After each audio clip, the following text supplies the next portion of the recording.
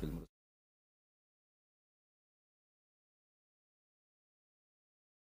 Yang sangat kita hormati guru kita bersama Habib Albab Arwani dan Habib Kaf, para umarok yang saya hormati, ada PLT Bupati Pak Haji Kartopo, ada Pak Kapolres, Dandim dan yang mewakilinya semua yang saya hormati. Meneruskan ngaji di Madinatul Ilmi Habib Bidin, ngaji hiwalah ini diligerkan. Harusnya ngajinya di Habib Bidin tapi diliger ke sekda. Saya mau saja supaya kelihatan rukun antara Habib dan Umarok. Nah, kata Habib Bidin nggak apa-apa Gus gitu. Ya memang rukun gitu. Jadi ini nggak pencitraan ya. Bukan pencitraan tapi memang rukun gitu. Seperti yang dikatakan Kiai Haji Ulil Albab tadi atau yang biasa kita sapa Gus Bab, bahwa jihad itu dari kata jahada yujahidu jahadatan. Kalau masdar mujarrodnya jahida dan baca jahada jahidan wa jihadan, itu maknanya serius menekuni sesuatu. Jadi tidak harus bentuknya perang. Tapi Islam juga jangan anti perang, karena andaikan Islam itu tidak punya konsep perang, itu juga kita bingung saat kita dijajah Belanda. Jadi sesuatu itu pasti akan ada momennya, ada pembenarnya. Kalau dalam fikih muqtadul hal. Saya masih ingat beberapa cerita lesan. Itu perang itu harusnya 7 November. Bung Tomo datang ke Mbah Hashim. Dikata Mbah Hashim jangan gitu. Kiai bagian nyeblokno pesawat urung teko. Walhasil nunggu Ki Abbas dari Buntet Pak Kapolres itu doanya spesial untuk menjatuhkan apa? Pesawat. Saya kebetulan banyak kenal sama cucu-cucu Ki Abbas Buntet. Tanggal 10 datang terus perang dimulai. Dan itu menjadi perang bersejarah karena jenderal dari Belanda ya, dari Inggris ya. Itu sampai meninggal. Jadi siapa Malabi ya? Jadi intinya Anda jangan berpikir bahwa negara ini didirikan hanya oleh umarok. Bahkan sebelum ada negara, yang sudah ada itu ulama.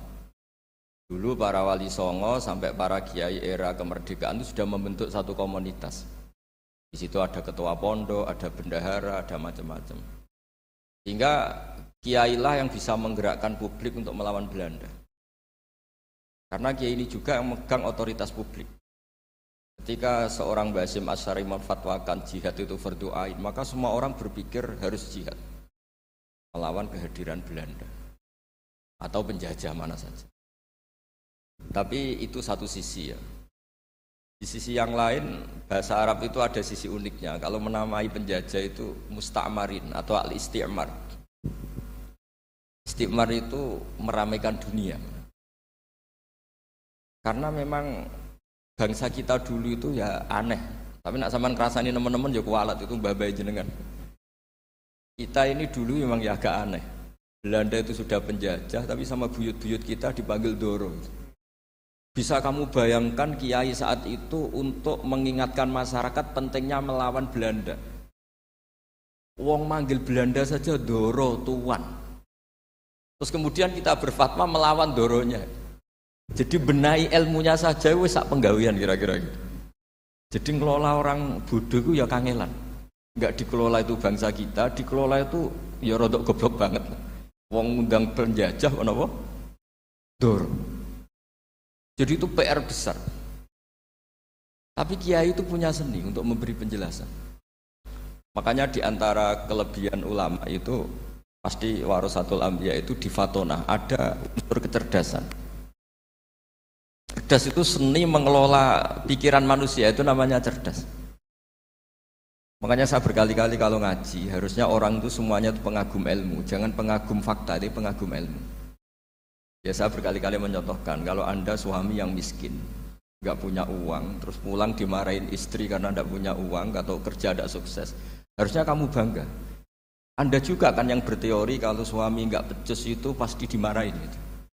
Nah ketika menjadi fakta harusnya Anda syukur bahwa ilmu Anda itu benar. Gitu. Jadi pas istri marah, wah alhamdulillah ternyata teori saya ini benar. Gitu. Ini lucu kan, teori Anda mengatakan demikian, tapi pas menjadi fakta Anda tidak siap. Nah, begitu juga menyangkut penjajah. Belanda itu sudah maju, Eropa sudah maju, Indonesia negara yang terbelakang. Di mana-mana terbelakang itu menjadi objek penjajahan. Di mana-mana yang terpelajar itu posisi menjajah. Sehingga ulama berpikir bahwa awal dari kemerdekaan adalah mengertikan yang tidak ngerti. Karena teori penjajahan pasti gitu, yang tahu menjajah yang tidak tahu, yang sudah modern menjajah yang belum modern dan seterusnya. Makanya awwalu hadzal din itu al-ilmu. Makanya nomor satu itu ilmu, pengetahuan. Di sini pentingnya sampai Islam mewajibkan thalabul ilmi fardhatun ala kulli muslimin. Karena tadi bisa kamu bayangkan 350 tahun dijajah Belanda, kita manggil mereka itu doro atau tuan. Kayak apa? Susahnya menggerakkan masyarakat yang cara pandang masih demikian. Lah kiai-kiai pada berontak dibikinkan masjid di alun-alun, diberi otoritas beragama sehingga dikira Belanda ini baik. Padahal ini dulu ya niatnya meninabobokan biar tidak ada pemberontakan. Walhasil singkat cerita kiai-kiai yang sudah di Mekah termasuk Mbah Hashim, beliau ketemu Muhammad Iqbal, ketemu beberapa ulama dunia, tahu bahayanya mustakmarin tadi. Terus akhirnya kiai-kiai kumpul-kumpul fatwa resolusi nopo jihad. Jadi ini mukaddimah sebagai pembenaran, sebagai setuju saya sama Kiai Haji Ulil Albab bahwa nomor satu itu jihad. Tapi jihad tadi pemaknanya harus utuh. Kalau kondisi perang ya perang, kalau kondisi stabil ya jihad untuk memajukan apa? Indonesia. Dan itu saya ulang lagi dimulai dari ilmu. Sebelum saya ngaji Minhajut Thalibin saya cerita ilmu itu apa? Ilmu itu sederhana, sesuatu yang mudah. Karena ilmu itu fitratallahi allati fataran nasa napa? Misalnya begini, saya orang miskin, nggak punya apa-apa. Sudah nggak punya apa-apa, nggak punya jabatan, terus keluarga yang nggak pati loyal, mungkin istri ada ngidolakan kita, bahkan anak kita sendiri juga nggak ngidolakan kita. Itu kan sial-sialnya orang, anak kita aja nggak pernah ngidolakan kita. Tapi untuk bahagia itu sebenarnya sederhana. Sederhananya begini. Orang pinter itu ingin mempertahankan kehidupannya, terus pinter sampai berobat habis banyak ke Belanda, ke Jepang supaya mempertahankan nyawanya. Si miskin ini kalau dia setiap makan, ya Allah, saya dengan makan ini mempertahankan nyawa saya.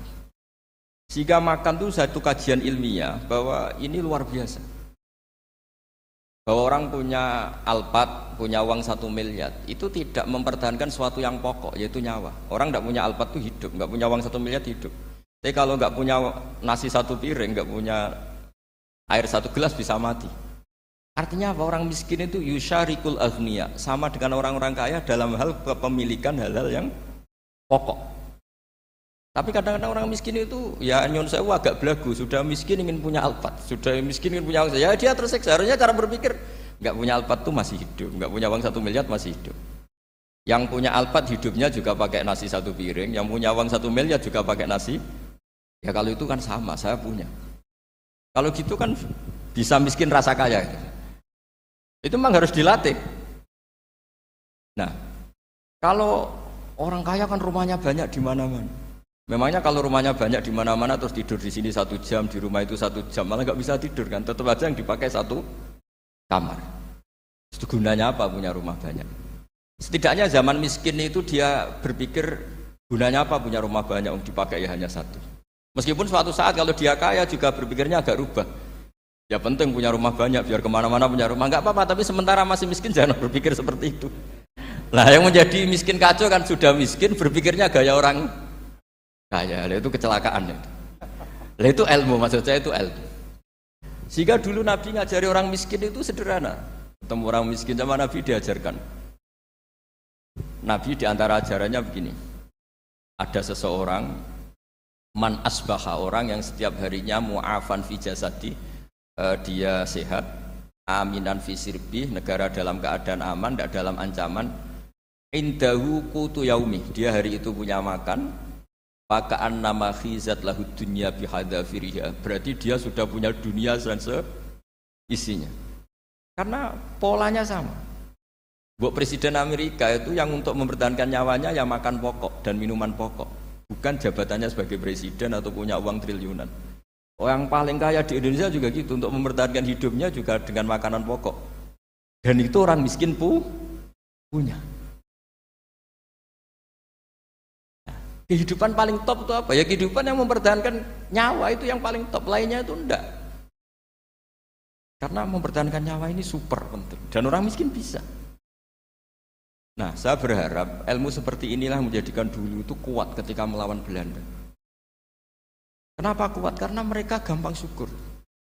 Barokahnya gampang syukur itu selesai dengan dirinya sendiri. Kalau bahasa intelektualnya itu, orang kalau sudah selesai dengan dirinya sendiri bisa berpikir memanfaati pada orang lain. Dulu orang-orang miskin ketika era sahabat, termasuk era para ulama yang mendidik para umatnya, itu selesai dengan dirinya sendiri.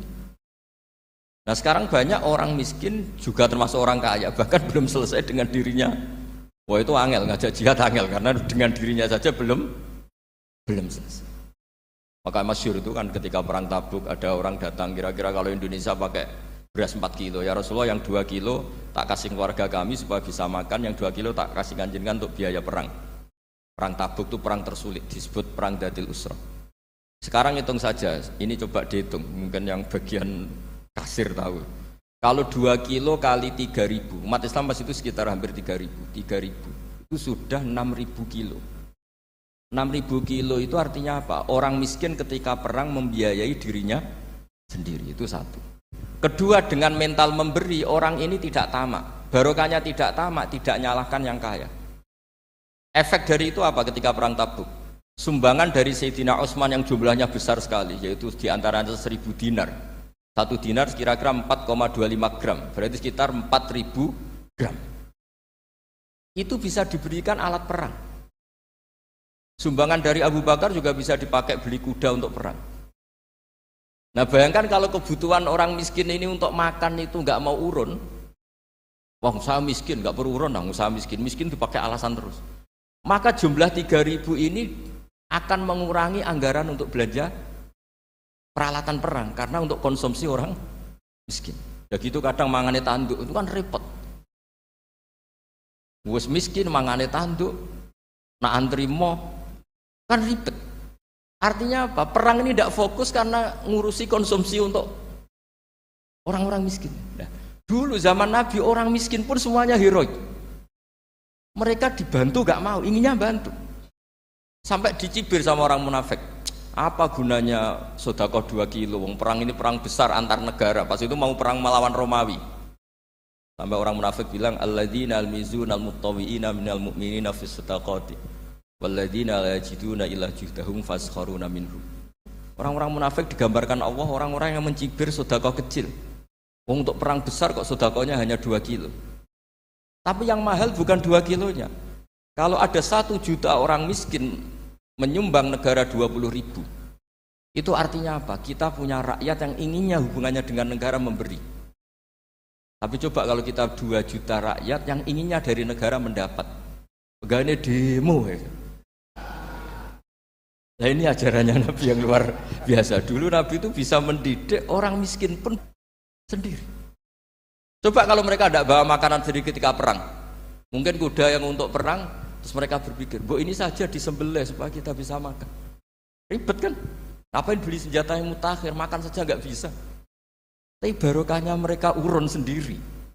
Mereka selesai dengan dirinya sendiri. Ini hebatnya didikan Rasulullah Shallallahu Alaihi Wasallam. Nah, dulu Mbah Hasyim dan kawan-kawan itu berhasil mendidik seperti itu. Santri yang miskin-miskin itu kalau ngaturi kiai duwene telo itu dikekno telo. Duwene wi yo dikekno wi. Jika kiai sing wis mapan-mapan, misalnya kados kula wonten kan mun setengah mapan. Ya akhirnya yo iso mangan wi. Jebule wi ku yo enak. Santri yo seneng mergo kiai ini seneng pancen wis suwi mangan pizza misalnya. Nah, tapi nak sing melarat terus aku melarat kiai tak kei wi mosok doyan. Wis melarat medit di alasan kan ribet kan. Ini yang perlu dihilangkan. Medit kok berargumentasi. Yang mahal itu bukan winya, mental memberi. Orang itu kalau mentalnya memberi itu berarti selesai dengan dirinya. Tapi kalau tidak bermental memberi pasti tamak. Dan tamak itu mesti menghakimi orang lain.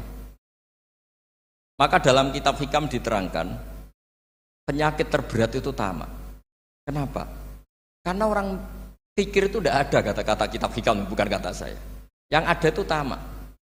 Misalnya gini, saya kenal PLT Bupati Kudus. Tidak pernah saya bilang beliau kikir. Tapi sekali saya pernah ngajukan proposal tidak kesampaian. Wah, beliau medit. Jadi saya menvonis medit itu sebetulnya ya karena punya keinginan tidak kesampaian. Coba kalau tidak, gue medit orang serap penting. Misalnya anak-anak muda sama orang-orang cantik di Jakarta, pernah nggak kamu bilang itu sombong? Enggak kan? Setelah kamu bilang, Mbak aku ingin kenalan Mbak sampeyan, terus dia agak mau, baru kamu bilang sombong karena keinginan kamu enggak. Nah, bayangkan kalau orang bermental tomak, kayak apa bangsa ini? Nah, sahabat itu dididik oleh Nabi, tomak itu selesai karena keinginan mereka memberi. Jika Indonesia bisa merdeka begini itu barokahnya didikan ulama, semuanya ingin memberi. Dulu belum ada negara, tentara-tentara kemerdekaan kalau di kampung-kampung itu ya dibiayai donatur-donatur. Termasuk bahasa saya, buyut saya dulu. Itu berapa ton aja beras untuk pasukan Hizbullah, pasukan TNI. Di Aceh ada Daud berih, ada yang baca berueh. Dibaca aja kayak kira asap ada yang berih, ada berueh. Saya juga gak tahu orang Aceh kalau baca berih memang. Nyumbang berapa emas untuk kemerdekaan Indonesia. Yang Kesultanan Jogja Legowo. Jogja tidak lagi negara tapi diberikan bagian dari Indonesia dan seterusnya. Nah, jadi semua ini barokahnya didikan Rasulullah SAW yang diteruskan para ulamanya bahwa nomor satu didik masyarakat itu bermental memberi. Dengan bermental memberi apapun kecilnya ini selesai dengan dirinya sendiri. Kalau sampean nggak punya mental memberi nanti pulang dari Pemda, sok acara ini kabupaten berkata ini tok ribet gitu. Awas itu, bar ngaji langsung lali berarti sampean. Sudah kalau nggak urun ini sudah luar biasa, nggak urun untuk berkat itu sudah luar biasa. Jadi itu yang makanya Nabi itu Quran dimulai wa mimma razaqnahum apa yunfikun. Quran mengajarkan bermental memberi yunfikun. Nabi berkali-kali ngulang al yadul ulya khairum al yadis sufla. Dan memberi itu tidak harus nunggu kaya. Gambarannya Quran tentang orang baik itu gimana? Alladzina yunfikuna fis sarra wadharra. Bukan fis sarra saja, ketika wadharra juga. Saya pernah guyon sama orang kaya di Jakarta. Dia uangnya miliaran, mungkin malah triliunan. Guyon sama saya, Gus saya ini sudah hebat. Enggak kata saya. Enggak ada masjid agama tetap jalan kata. Karena di kampung-kampung sudah banyak masjid kata. Masih keren tukang becak kata. Kok bisa Gus? Sampai nyumbang masjid 1 miliar, itu masjid apa kata saya? Ya masjid-masjid besar. Nah itu paling dipakai kubah atau menara atau apalah yang tidak mendesak. Tapi kalau orang miskin, ngutangi orang miskin itu kalau nggak utang hari itu nggak makan. Kan nggak mungkin tukang becak ke utang ada bank atau orang kaya raya kan kenal saja enggak. Mesti orang miskin utangnya sama orang miskin. Saya kalau orang kaya utang Habib Bidin mesti mau beli Innova. Karena level orang elit, jadi utangnya itu beli Innova, aksesoris Innova, seri terbaru. Tapi kalau orang miskin sama orang miskin, utangnya itu beras untuk nyawa. Ya. Artinya apa? Kalau saya diutangi Habib Bidin untuk beli Innova, itu ganjarannya itu sekunder. Tapi kalau sesama orang miskin itu ganjarannya primer. Keren mana? Hutang-hutangannya orang miskin sama orang kaya. Satu menyelamatkan nyawa, satu menyelamatkan citra. Dia baru sadar, ternyata orang miskin lebih hebat ketimbang saya, lebih hebat, tapi tidak usah ditiru kata saya. Cuma dia menjadi tidak sombong sekian miliar yang disumbangkan ke masjid, karena dia menjadi tahu ternyata itu tidak bangga. Nah, kecuali masjid-masjid yang kamu nyumbang memang masjid perintis di daerah-daerah yang belum ada masjid. Kalau masjid-masjid besar itu kan kadang kebutuhannya sudah selera, bukan pokok. Nah, saya ini cerita ya, jadi supaya orang tahu lah. Zaman Nabi itu orang sudah selesai semua dengan dirinya sendiri. Jadi maksud saya Islam nggak apa-apa tanpa masjid itu masjid yang sudah sifatnya selera. Indonesia kan masjid sudah sifatnya selera semua. Yang dikatakan masjid pokok kan yang dipakai sholat bisa, dipakai alat sesuci bisa. Tapi kalau sudah selera ya pondasinya harus begini, lampunya harus dari kristal, terus kubahnya itu sudah selera. Nah rata-rata sumbangan yang miliatan itu kan sudah ke selera. Sementara orang miskin utang-utangan sama orang miskin untuk menyelamatkan apa coba? Nyawa. Artinya para orang miskin jangan kecil hati, wah saya sedekah hanya 2 kilo, tapi 2 kilo nyawa. Dan itu pahalanya luar. Nah ini ilmu asal saja. Nah, kiai itu berhasil seperti itu sehingga orang-orang miskin dulu itu Rumah tentara itu ya nganggo wi, nganggo telo, bahkan ada yang pakai apa itu Pak Hartopo itu pisang itu, arasnya pisang itu, bronggolnya pisang sudah dipakai saja Pak tentara. Tentara di mana-mana. Tapi barokahnya yang miskin juga ikut ngamal itu cukup karena yang miskin itu mayoritas. Jadi didukung kaum miskin itu pasti menang lah kan kira-kira gitu. Karena di mana-mana orang miskin itu banyak. Menemukan orang kaya itu nyari data. Kalau menemukan orang miskin seketemunya pasti ketemu. Dan orang miskin ini dididik ulama untuk berkontribusi. Jika banyak tentara yang ketika dicari Belanda pura-pura jadi petani, ini juga yang menyelamatkan orang miskin. Nah, ulama dulu itu orang paling sukses mensuasanakan seperti itu. Nah, itu yang diceritakan di perang Tabuk, mimpa di maka tayazihu qulubu fariqim minhum. Jadi perang Tabuk itu perang di antara yang paling diceritakan Allah berkali-kali apa? Ya Rasulullah, tadi malam saya buruh dan ini dapat 2 sok, ya kira-kira berapa kilo lah. Yang separuh untuk keluarga kami, yang separuh saya sumbangkan ke jenengan. Coba perang antar negara hanya menyumbang 2 kilo beras, bayangkan. Tapi nilainya bukan 2 kilo. Kalau 2 juta rakyat Indonesia nyumbang 2 beras, artinya hubungannya dengan negara hubungan ingin memberi. Dan barokahnya hubungan ingin memberi, ora pati kecangkeman tomak, ora pati kakean menuntut. Ini yang mahal itu yang nggak ternilai itu. Dan itu menjadi kekuatan yang luar biasa sehingga umat Islam bisa mengalahkan pasukan Romawi. Nah, Indonesia dulu kira-kira seperti itu prakemerdekaan. Ya itu saja sebagai mukaddimah Hairi Santris. Terusnya ngaos Minhajut Thalibin. Ini sudah sampai bab salam. Kemarin bab sujud, sekarang bab salam. Bismillahirrahmanirrahim. Watsani asyara assalam. Ya kita tahu secara i'rab kalau sani pakai i'rab isim mangkus, tapi untuk asyara tetap mabni nasab. Mabni fathah maksudnya. Jadi semua ulama ngendikan adat mulai ahada asyara sampai tis'ata asyara tetap berstatus mabni apa? Fathah. Sehingga di Quran inni ra'aitu ahada asyara kaukaba. Terus di surat Mudassir alaiha tis'ata asyar. Padahal itu jadi mubtada muakhir. Berarti alaiha itu tetap yang ngatasin rokok tis'ata asyara utawi 19. Tetap bacanya bukan tis'atu asyarin tapi tis'ata asyara. Jadi kita tahu secara hukum nahwu adat mulai ahada asyara sampai tis'ata asyara itu mabni apa? Fathah. Cuma khusus sani asyar yang saninya ini berstatus mangkus karena ada yaknya itu. Watsani asyar assalam wa aqalluhu assalamu alaikum wal asoh jawazu salamun alaikum. Qultu al asoh al mansus la yujzi'uhu. Jadi ulama itu ya lucu. Yang satu bilang al asoh boleh salamun alaikum tanpa al. Tapi kata Imam Nawawi al asoh harus assalamu alaikum. Sama-sama diklaim sebagai kaul paling apa? Asoh. Karena seperti kita tahu dalam bab fikih perkhilafan ulama itu rahmat. Ya saya ulang lagi, perkhilafan ulama itu rahmat. Contohnya ya ini, saya ulang lagi ya. Nomor 11 itu. Wasani asyar iku assalamu. Ya terus di sini disebut wa aqalluhu iku assalamu alaikum pakai al assalamu alaikum. Wal asohu te kaul sing asoh iku jawazu salamun alaikum olahe nglafatno mu salamun alaikum. Terus kultu Dewi Imam Nawawi al asoh al mansus la yujzi'uhu wallahu a'lam. Jadi menurut Imam Rafi'i boleh salamun alaikum tidak pakai apa? Al. Itu juga diklaim sebagai al asoh. Tapi menurut Imam Nawawi yang al asoh harus assalamu alaikum, tidak boleh salamun alaikum. Terus wallahu a'lam wa annahu la tajibun niyatul khuruji. Jadi ketika Anda salam tidak harus niat keluar dari apa? Salat. Dengan kamu salam berarti otomatis keluar dari apa? Salat. Nah ini menjadi problem menurut pemikiran banyak ulama karena ketika masuk salat harus niat masuk salat.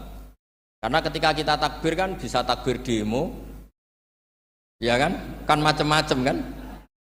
Makanya untuk membedakan itu kan niat. Memang ini kata ulama bukan kata saya. Sekedar melafadzkan takbir ini kan demo ya takbir. Kamu kagum sesuatu juga takbir. Orang Indonesia itu kadang orang nggak sholat pun bilang subhanallah, memang sudah jadi bahasa nasional. Kalau kaget tuh bilang Karena saya punya kenalan Cina itu kalau punya uang ya mohon alhamdulillah. Tak tanya kok bilang alhamdulillah. Orang-orang Islam tuh kalau seneng bilang alhamdulillah. Yang ribet itu kubu sebelah. Kalau orang NU mau layasol itu mana tanya, Gus itu doa orang makan. Gitu. Kok bisa? Biasanya orang NU kalau makanan sudah keluar mau layasol, ribet kan? Aduh repot itu. Jadi kadang-kadang wiridan itu sudah jadi bahasa nasional. Jadi Cina orang nggak sholat tuh kalau punya uang ya bilang alhamdulillah. Kadang orang yang nggak sholat tuh tanya, datang ke saya, insya Allah. Ya ribet, makanya ulama itu berdebat. Lafat-lafat seperti ini itu apakah wiridan apa adat? Nah, untuk membedakan adat dan yang lain maka dibutuhkan niat. Makanya Allahu Akbar harus niat untuk masuk sholat. Nah normalnya salam juga harus niat keluar sholat. Biar karena masuknya niat ya keluarnya harus niat. Itu menurut sebagian ulama. Tapi sebagian yang lain enggak lah, kalau selesai tidak perlu niat. Tapi tadi sebetulnya ada problem. Jangan-jangan salam ini salam adat. Kebetulan ada temannya masuk terus bilang assalamualaikum, nanti temannya jawab waalaikumsalam. Itu ada kisah nyata. Ini memang naif betul ini. Ada orang alim sholat. Nah, ketika ada yang mau lewat itu kan dihadangi begini ya. Jadi dihadang gini ya, itu bidin.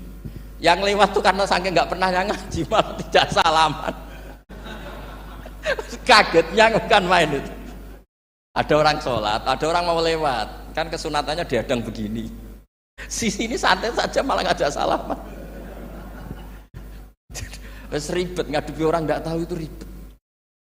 Ya tambah bingung kan, diliwati saja bingung, apalagi sekarang diajak salaman. Kan memang nggak sambung, kulturnya itu nggak sambung. Itu kalau bilang assalamualaikum terus pikir kamu waalaikumsalam. Ya ribet, memang ngadepi orang nggak tahu itu ya ribet. Makanya ya agama ini, ngelola agama ini memang.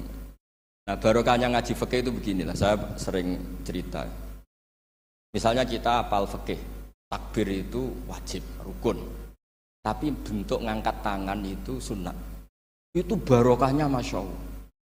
Andai kan kita menentukan kaifiyahnya, mungkin kita sok suci. Itu pernah ada peneliti cerita ke saya, Gus saya neliti orang NU itu pusing. Kenapa? Takbirnya beda-beda. Kadang terlalu semangat, Allahu Akbar. Apalagi yang was-was, wah itu semangatnya Masya Allah.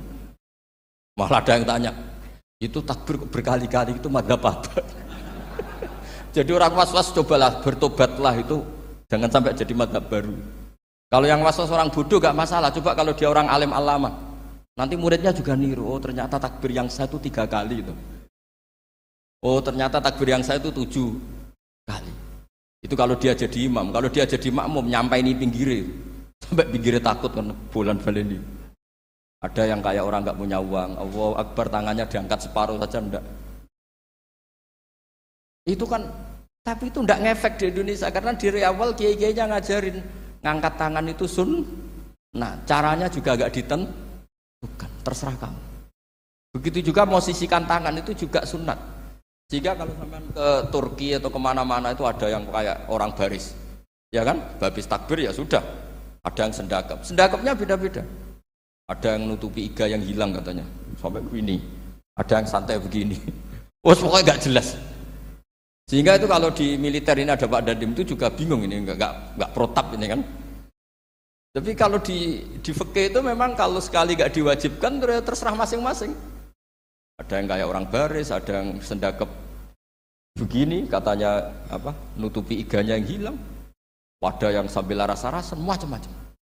Tapi barokahnya ilmu fikih itu diputuskan memang dari awal tidak wajib. Yang wajib itu takbirnya.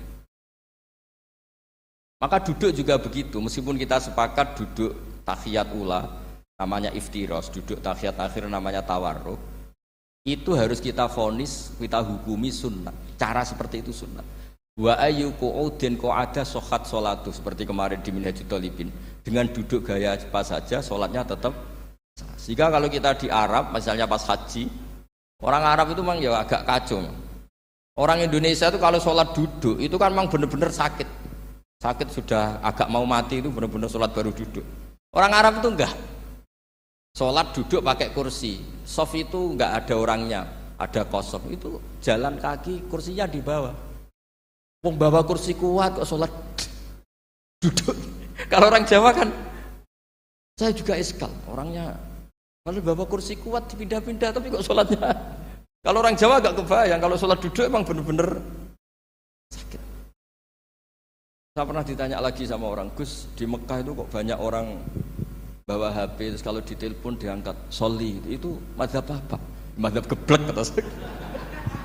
Tapi ini kan orang Arab, kan seakan-akan terus mewakili internasional kan, karena pusat banyak tuh. Ditelepon digoleki telepone wong sae wakeh golek ini tok wis kangelan ya. Warang ketemu soli patene. Nah, kita akan diajarin di kiai-kiai Indonesia kalau itu membatalkan apa? Salat. Jadi ribet. Nah, barokahnya kitab-kitab seperti ini, meskipun kita di Indonesia itu mengikuti panduan yang diarahkan atau yang dibagukan oleh ulama-ulama. Nah, Indonesia itu makanya berkah. Saya sering ketemu ulama Mekah itu kalau muji haji Indonesia luar biasa. Bukan sekedar sopannya, memang cara hajinya itu nyari kaul yang disepakati itu sah. Karena memang dilatih KBIH, dilatih Kemenak, masih dilatih kiai setempat. Meskipun niatnya ya kadang tidak baik. Saya pernah tak tanya, kenapa kamu latihan haji sebegitu? Kalau sholat kok enggak? Sholat gak sah, gak apa-apa, Gus gak bayar, ini kaji. Oh ternyata dia itu sholat bedino ratau kursus baik kulol. Bareng apa kaji oleh takok tenan, tak takok. Oh sholat kira tahu takok, nak kaji kok takok. Nak sholat rasa gak iman, Gus gak bayar, ini kaji. Wah, sebenarnya kayak kurang ajar kata saya. Jadi ternyata sekarang terkuak. Kenapa orang-orang awam tuh kalau kaji kok semangat belajar? Semangatnya sama dengan sholat apa di bawah haji jauh sholat itu? Berpuluh-puluh tahun sholat itu dengan gaya yang nggak ada perkembangan. Tapi haji pisan langsung keren. Ternyata karena bayar ya. Apa perlu ditiru? Sholat harus bayar supaya ini supaya. Ya itu alasannya itu. Haji rasa berat Gus, apa? Bayar Gus. Nak sholat rasa kok nggak bayar wae maksudnya. Padahal kalau kita ngikuti as-sholat imaduddin, sholat dengan haji itu afdal mana? Afdal sholat, harusnya lebih serius belajar sholat ketimbang belajar haji. Tapi setahu saya nggak ada kan KBIS itu, kelompok bimbingan ibadah sholat. Jadi ini kritikan saya, semoga didengar ya, cobalah. Padahal Rian Raden Asnawi di Karang pesolatan, supaya orang itu sholatnya benar, ya sholatnya benar. Ya jadi ngaji fikih seperti ini setidaknya Anda menjadi tidak mudah mengadili orang lain. Bahwa sholat itu yang takbir tok yang wajib. Misalnya baca ya Fatihah tok, sehingga kalau ada imam lupa baca surat ya gak apa-apa, memang dari tidak wajib. Jadi pemilahan wajib dan tidak ini penting supaya tidak menghakimi pada yang lain. Jangan sampai perilaku kesolehan itu menjadi bentuk yang mengadili, nggak boleh. Itu Pak Kapolres. Kalau di ilmu fikih itu ada ulama penjaga ilmu itu ekstrim-ekstrim. Dulu ada sahabatnya Nabi namanya Jabir bin Abdillah. Ini ada di kitab Bukhari, di kitab sholat. Ya maksudnya al ilmu tentang sholat. Itu semua yang di masjid itu sudah pakai jubah, pakai gamis. Kalau orang Indonesia mungkin ya pakai hem, pakai baju batik, pakai. Itu dia datang malah gamisnya dicopot, gamisnya dicopot, imamannya dicopot, terus tinggal pakai satu sarung, terus dicancang di sini, akidan benatorofaihi ala atik, dicancang begini, kayak cerita-cerita di perang pahlawan itu, hanya dengan pakai sarung satu dikalungkan gitu. Terus ada orang-orang tabiin bilang gini, ungzuru ila ashabi Rasulillah, ini sahabatnya Nabi kok sholat dengan cara seperti itu, nggak islami banget ya, nggak keren banget lah. Terus kata Jabir bin Abdillah, saya sengaja melakukan ini supaya kamu tahu bahwa batas aurat yang dimaksud Nabi seperti ini. Shalla Rasulullah sallallahu alaihi wasallam fi izarin wahid akidan baina tarafaihi ala atiki. Saya pernah melihat Nabi sholat seperti saya ini. Tapi barokahnya itu akhirnya diketahui kalau batas auratul rajul hanya ma baina surrah war rukbah. Andai kan tidak ada perilaku Jabir seperti ini, orang akan ngira bahwa syaratnya sholat itu harus pakai jubah, syaratnya sholat harus pakai hem. Akhirnya orang-orang yang kebetulan tidak pakai jubah, tidak pakai hem bingung. Misalnya dia katoan seperapat, pakai kaos, neng tengah hutan. ora usah salat, aku ora nggo jubah. Ribet kan? Artinya apa? Ilmu ini harus dijaga konstitusinya, barokahnya perilaku Jabir ini orang tahu batas aurat. Jadi yang lainnya itu mukammilah atau kesunatan. Nabi juga seperti itu. Semua sahabat itu tawaf itu musyatan, berjalan. Tapi Nabi sebagai tokoh dan pas itu sehat. Saya ulang lagi, pas itu sehat. Ini hampir semua ulama bilang pas itu Nabi sehat. Nabi malah naik unta. Itu kata Imam Nawawi dalam kitab Masbu, Nabi naik unta itu lebih afdol ketimbang yang jalan. Padahal trennya ibadah kan al-ajur bi qadrit ta'ab. Karena apa kata Imam Nawawi? Itu menjadi konstitusi ilmu bahwa syarat sahnya tawaf tidak harus jalan. Andaikan Nabi saat itu kok ikut jalan, maka dikira di antara syarat sahnya tawaf harus jalan. Maka kita kebingungan ketika pakai kursi roda karena tidak punya rujukan hukum. Ini barokahnya Nabi pakai berkendara, orang menjadi tahu oh Nabi itu berjalan itu tidak menjadi syarat sah. Berkendara juga boleh. Ya ada juga sahabat yang sengaja omong-omongan, maksudnya tawaf kan kudune meneng wiridan, tapi ada aja omongan untuk menunjukkan kalau ngomong itu tidak membatalkan. Sampai seperti itu ulama menjaga konstitusi ilmu. Makanya nyuwun sewu kayak kita ini yang anaknya tokoh, apalagi ini di sini ada Gus Albab, termasuk ada saya, yang anak-anaknya tokoh itu memang sudah harus mulai biasa lah. Karena dulu kalau soleh kebanget, itu ngel-ngel orang. Abu Bakar, saya tak cerita Abu Bakar itu soleh banget. Saking solehnya itu ini nggak akan ada yang niru, saya yakin. Beliau itu hari pertama diangkat khalifah, hari berikutnya masih dagang di pasar. Singkat cerita ditegur, supaya tidak usah dagang, dicukupi negara. Beliau setuju, dapat gaji. Setelah mau meninggal, semua gajinya itu disuruh ganti uang pribadi karena beliau merasa tidak nyaman. Mau mengkhidmati negara kok minta uang, ganti soal uang pribadi, diganti. Nah, itu ya tentu tidak wajib, pejabat juga agak minat niru. Nah tapi lucunya apa? Sayyidina Umar ketika Abu Bakar sudah meninggal itu kritiknya lucu. Kamu itu solehnya berlebihan. Ab taman badak, sing repot sing genti. Nak soleh kok aja nemen-nemen. Mesti nak soleh ya dikira-kira lah, aja nemen-nemen. Sakake sing ngenteni repot. Makanya saya sering jagungan sama putra-putrane Mbah Mun itu keluarnya gitu. Abai wis alim, ganteng, ngaruhe gede. Diterima semua pihak, repot sing genti ku. Mengenai kalau husnudzon, nak kiai kok pas-pasan, itu mesti ikut dianggap strategi lah dengan cara seperti itu. Loh iya loh, kalau misalnya kita hanya Kapolres itu anak kita kan bisa Kapolda. Tapi kalau kita sudah Kapolri itu anaknya juga jadi Kapolda, belum kayak bapaknya kan. Jadi Kapolres belum kayak. Tapi kalau bapaknya hanya Kapolres kan anaknya masih gampang lah nanti Kapolda sudah ngelangkai kan. Jadi kadang-kadang itu artinya ulama dulu itu hebat cara. Makanya kamu jangan kaya-kaya banget, jangan sukses-sukses banget. Kasihan anak kamu nanti ini. Kasihan.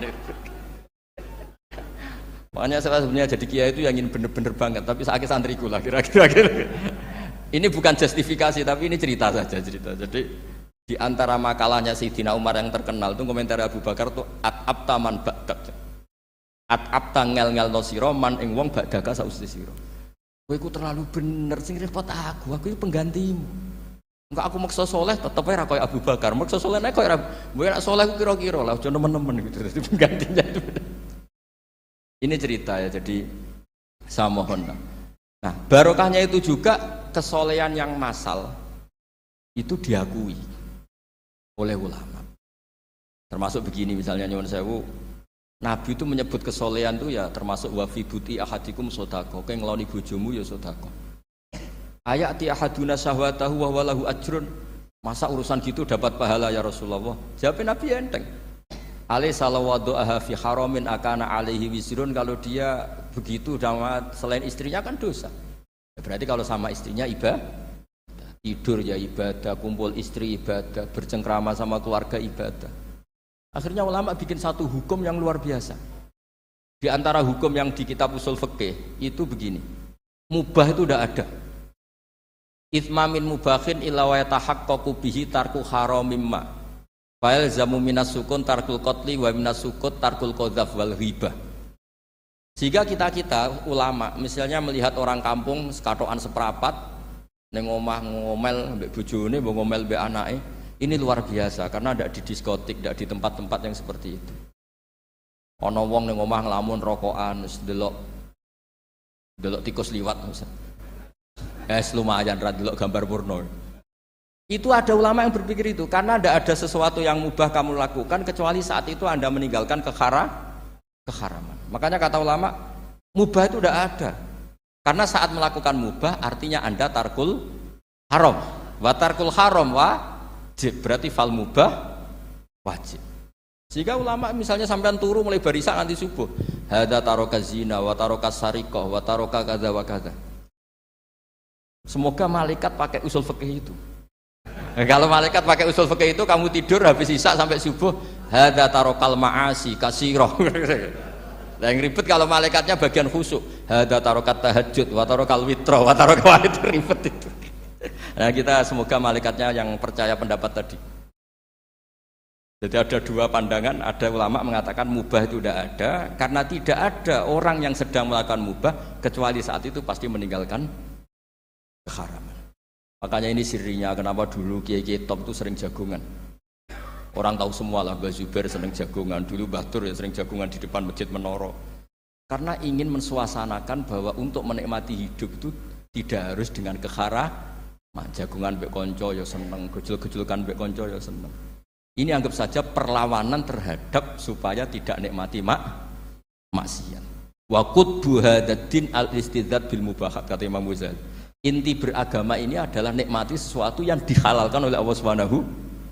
Coba ketika orang lain bisa nikmat kalau harus ke tempat-tempat maksiat, kamu cukup nikmat ketemu konco gojol-gojolokan zaman mondok podo melarate, terus diterusno saiki yo jek melarat atau cocokan melarat, itu kan keren loh. Keren. Sitok diusir mertuane, sitok diusir IP ini terus cocokan. Ndak kowe piye Kang, gak apa-apa sabar kabeh kodok-kodar wae Kang.